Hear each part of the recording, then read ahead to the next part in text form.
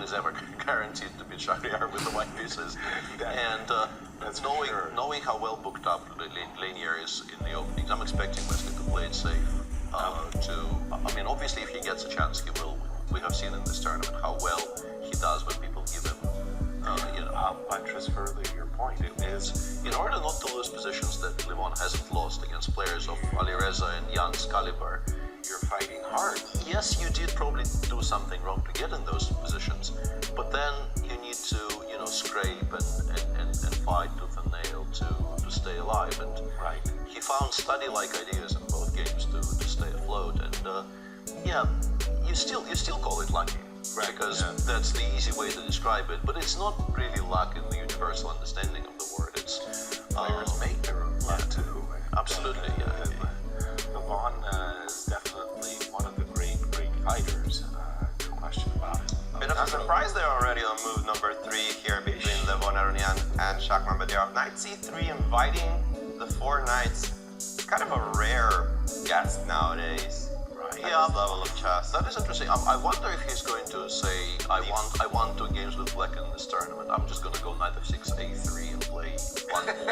He played that. He did that in a match. I'm not joking, because I think that the classical 4 knights these days is very, very empty. Right. And he has played the 4 knights as well. He has been known to just play 4d4 here. I don't think he is very much a bishop b5 player.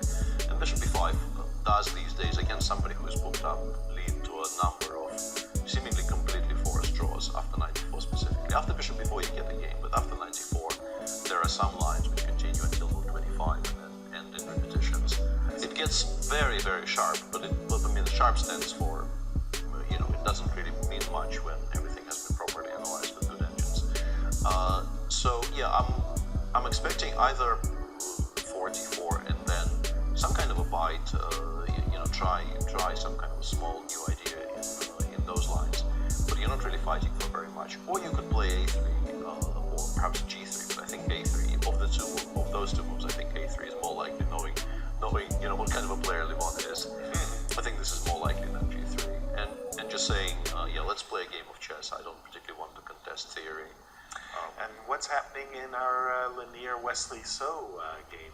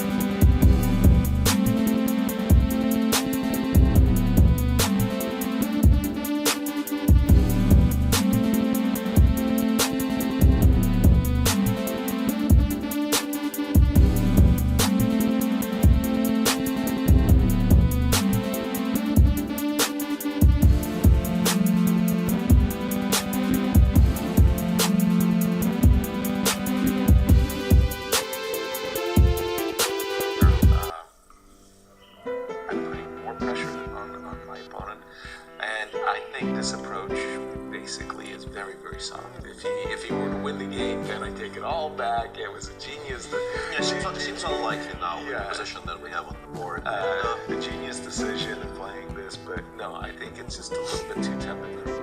Yeah, I don't disagree. Something that Anastasia said, once again, Levon is a professional of, I don't know, 25 years, like probably not 25, but definitely 20 years of playing at a very top level. This shouldn't inform your decision very much, but perhaps it informs it a little bit, right? And yeah, it does seem like he just thought, I don't really need to, overcomplicate matters today too much, because this is about as non-critical as Levon gets with the white pieces. Exactly. Let's just jump into that game, because when we left it, we had just seen this move by Levon, Queen F3, and the discussion has a slight advantage, and so forth and so on. Bishop E4, Queen G3, trade, and guess what? We're now in a semi-open position, 4 versus 4 on the queen side, 3 versus 3 on the queen side, the king side. I think it's nothing really, because the pawn on c7 is a little bit weak, but the knight on d6 blocks it very, very comfortably. And also, I think all 4 rooks just disappear along the file, and then a chopping block as we and then I put the king on e6 or e7 or wherever and start shuffling. Exactly. And I just don't see how white even asks a pertinent question there, to be honest. Agreed. I think this one is just going to be truly dead. Let's just jump. He's just taken on d6. That is even more. I mean, the pretense, If you're gonna take on d6, which he has done, by the way, remember when I was saying Weiss versus Schwartz? Yeah. Take a look at this mirror position. It is very, very nicely symmetrical. Yes. Exactly. Very, very. And what they often do in this structure when they get it in the rook e1 and Berlins is they actually play b4 with white and b5 with black, and then everything gets shut. Just to make sure that nobody goes anywhere. Yeah. Exactly. Stay right here. Yeah, b4 and b5 would mean that no entries for either king are possible. So that game we could definitely I think we will return to it when we watch the handshake. There's no particular need to watch it until then. I want to get right back into the game that Alejandro found very, very exciting. That was the Fabiano game. Daniel playing that move f4, which, by the way, I think is a hilarious move. For me personally, when I see this move, bishop everything I put on the queen side.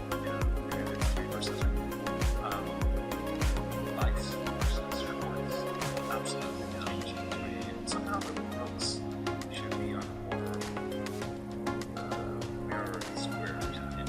They haven't done it this perfect. But 1984. Efficient. Levon Aronian is not going to complain at all about his final result as he goes into clubhouse with a happy lead results mostly in the MPL. Absolutely, yeah. And again, if we do get to a playoff here, what would it look like? Yeah, the playoff rules are, I wanted to say straightforward, but I mean, they're streamlined and very